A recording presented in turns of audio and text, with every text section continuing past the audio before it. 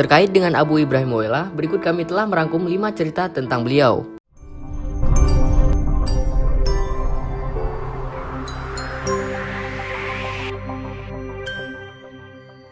Oke teman-teman, Assalamualaikum warahmatullahi wabarakatuh. Selamat datang di Cahyutri Channel.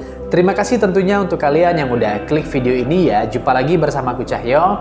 Terima kasih juga untuk kalian yang udah subscribe channel ini ya. Terima kasih banyak. Dan untuk kalian belum, silakan subscribe channel ini ya. Jangan malu-malu, jangan pelit-pelit sama aku ya. Terima kasih kalau udah subscribe. Nah teman-teman, kembali lagi di konten reaction video ya. Kali ini aku masih mau reaction video dari channelnya Detektif Aceh ya teman-teman ya. Nah untuk yang baru gabung ya, jadi channel ini memiliki konten reaction video dan juga alur cerita film ya. Nah reaction videonya memang kebanyakan aku membahas tentang Aceh ya teman-teman ya, karena memang channel ini berkembangnya dimulai dari aku ngebahas tentang Aceh ya teman-teman, dan tetap akan konsisten membahas tentang Aceh di channel ini ke depannya, walaupun juga diselingin dengan video-video lainnya atau konten-konten lainnya juga ya, seperti alur cerita film ya. Nah langsung aja ini kita reaction videonya dari Detektif Aceh ya. Jadi ini judulnya bisa mempersingkat waktu 5 kejadian ulama Abu Ibrahim Woyla ya teman-teman. Jadi beliau ini merupakan ulama yang berasal dari Aceh ya, yang disebut juga sebagai wali Allah ya teman-teman, karena beliau memiliki karomah yang luar biasa ya teman-teman. Nah gimana ceritanya ataupun fakta-fakta tentang ulama Abu Ibrahim Woyla ini ya, mari kita tonton videonya di Detektif Aceh ini ya teman-teman ya. Selain nanti nonton reactionnya dari aku, nanti kalian mampir juga langsung ke channelnya Detektif Aceh ya. Yang belum subscribe channel Detektif Aceh, kalau aku tentunya udah ya teman-teman. Langsung aja kita reaction videonya, gimana reaction aku dan gimana reaction kalian, cekidot. Oke teman-teman, sebelumnya aku mau bilang dulu ya, jadi kita reaction ini semoga ya menambah wawasan kita dan juga menambah rasa cinta kita kepada ulama ya teman-teman ya, dan semoga nanti di akhirat kelak kita mendapatkan syafaat dari Nabi Muhammad SAW ya, amin. Ya udah, ini langsung kita mulai aja reactionnya. Let's play.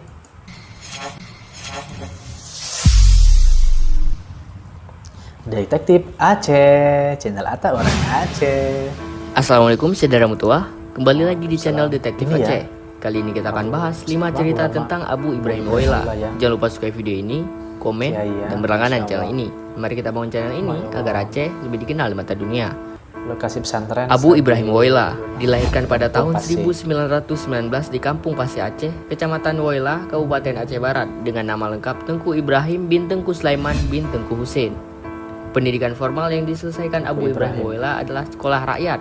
Selebihnya menempuh pendidikan dayah atau pesantren selama hampir 25 tahun. Selama hidupnya, Abu Ibrahim Woyla pernah belajar selama 12 tahun pada Syekh Mahmud, seorang ulama asal Lunga, Aceh Besar, yang kemudian mendirikan dayah Bustanul Huda di Blangpidi, Aceh Barat Daya. Salah satu murid Syekh Mahmud ini adalah Abu Yamudawali, yang kemudian menjadi ulama tersohor di Aceh. Terkait dengan Abu Ibrahim Woyla, berikut kami telah merangkum 5 cerita tentang beliau. 1. Sering membagikan uang kepada anak-anak. Menurut menantunya yang bernama Tengku Nasruddin, Abu Ibrahim Woyla sering membagikan uang yang dimilikinya kepada orang lain yang membutuhkan tanpa perhitungan. Kebanyakan yang menerima uang tersebut adalah anak-anak. Terkadang ada anak-anak yang menerima 50.000, 20.000, atau bahkan hanya 1.000. 2. Bahan makanan bisa bertambah dengan sendirinya. Dikisahkan oleh salah satu menantunya yang bernama Tengku Nasruddin, Abu Ibrahim Woyla pernah berkunjung ke alma maternya, yaitu dayah Syekh Mahmud di Blangpidi. Ketika itu ia minta disediakan sepiring nasi untuk sarapan, tapi diberitahukan bahwa tidak tersedia lauk apapun lagi di dapur. Abu Ibrahim Woyla kemudian menjawab bahwa ia bisa makan hanya dengan lauk telur, dan diminta kepada santri tadi untuk mengecek persediaan di dapur. Ajaibnya, di tempat penyimpanan telur masih tersisa 1 telur lagi. Padahal seingat santri tersebut, semua telur telah habis untuk dimakan santri lain. Kisah lainnya adalah Abu Ibrahim Woyla datang berkunjung ke rumah salah seorang saudaranya dan minta sedikit nasi dengan lauk sambal udang belimbing. Istri tuan rumah memberitahukan kepada suaminya bahwa pohon belimbing di rumah mereka tidak ada buahnya. Tapi sang suami tetap bersikeras agar istrinya tersebut mengecek ulang pohon belimbing tersebut. Ketika diperiksa kembali, ternyata bahwa pohon belimbing tersebut memiliki 3 buah belimbing yang cukup untuk membuat sambal seperti yang diminta Abu Ibrahim Woyla. 3. Menjadi tamu Gus Dur. Suatu ketika dikisahkan Gus Dur kedatangan seorang tamu dari Aceh. Biasanya Gus Dur menerima tamunya dengan kondisi seadanya, mengingat ia kondisinya yang sedang sakit. Berbeda dengan biasanya, sebelum tamu tersebut diminta masuk ke dalam rumahnya, Gus Dur buru-buru berganti pakaian dengan pakaian rapi seperti akan menyambut Hari Raya Idul Fitri. Ketika tamu tersebut masuk, Gus Dur dan tamunya tersebut hanya bersalaman dan tidur dalam posisi duduk selama lebih kurang 15 menit. Setelah sang tamu bangun, ia langsung berpamitan tanpa ada obrolan apapun. Ketika hal itu ditanyakan, barulah diberitahukan bahwa yang datang itu adalah Abu Ibrahim Woyla, seorang ulama sufi dari Aceh. 4. Mampu menyingkat waktu perjalanan. Di masa hidupnya, Abu Ibrahim Woyla dikenal sangat suka berjalan kaki. Suatu ketika, ada seorang tetangganya yang bernama Tengku Muhammad Kurdi Syam sedang menaiki mobil dari Tenom ke Melabuh. Di tengah jalan, ia bertemu dengan Abu Ibrahim Woyla dan mengajaknya untuk ikut naik mobil bersamanya. Ketika itu, Abu Ibrahim Woyla menolaknya dan Tengku Muhammad Kurdi Syam langsung melanjutkan perjalanannya ke Melabuh. Ketika tiba di Melabuh, ternyata Abu Ibrahim Woyla telah tiba lebih dulu. Padahal ketika di perjalanan, tidak ada mobil lain yang memotong laju mobil Tengku Muhammad Kurdi Syam. 5. Meramalkan tsunami. Ketika tsunami melanda Aceh pada tahun 2004, diceritakan oleh beberapa orang bahwa Abu Ibrahim Woyla telah memberitahukan hal itu melalui isyarat. Salah satu di antaranya dikatakan bahwa air akan naik setinggi pohon kelapa. Hal ini dikatakan kepada salah satu muridnya yang bernama Muklis. Cerita lainnya, 15 hari sebelum tsunami, murid-murid Abu Ibrahim Woyla telah diperintahkan untuk menjauhi pantai. Nah, saudara mutua, itulah beberapa cerita luar biasa tentang Abu Ibrahim Woyla. Beliau wafat pada hari Sabtu tanggal 18 Juli 2009 pukul 16 waktu Indonesia Barat pada usia 90 tahun. Ia dimakamkan di Desa Pasi Aceh, Kecamatan Woyla Induk, Aceh Barat. Oke teman-teman, udah selesai ya nih videonya ya teman-teman. Semoga menambah wawasan kita ya, terutama untuk yang belum tahu nih ya teman-teman ya. Jadi di Aceh ada ulama yang memiliki karomah yang luar biasa ya teman-teman ya, ulama karismatik ya teman-teman, yang bernama Abu Ibrahim Woyla ya. Nah, untuk teman-teman yang tahu juga tentang beliau ya, tentang Kiai Abu Ibrahim Woyla ini ya teman-teman ya, silakan tulis di kolom komentar ya. Beneran ini pertama kalinya aku reaction gugup ini teman-teman ya. Beneran teman-teman, rasa apa, gugup dagdikduk gimana gitu ya, nggak tahu, beda memang rasanya ya. Aku reaction video ini ya tentang ulama Abu Ibrahim Woyla ini teman-teman ya. Masya Allah tabarakallah ya. Yang jelas ya selalu kirimkan doa ya untuk beliau ya teman-teman, karena besar jasanya ya, besar jasanya di Aceh menyebarkan agama ya teman-teman, dan juga ya aku rasa juga sampai keluar Aceh juga ya.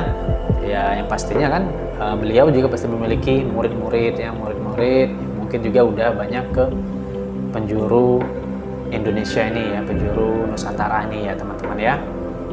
Jadi ya itu tadi teman-teman ya, kita harus kenal ya, tahu ya dengan ulama-ulama ya yang ada di negeri kita ini teman-teman ya.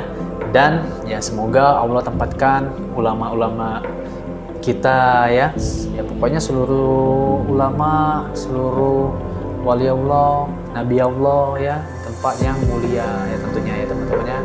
Dan semoga kita pun mendapatkan syafaat dari Nabi Muhammad SAW ya kelak di akhirat nanti ya teman-teman ya.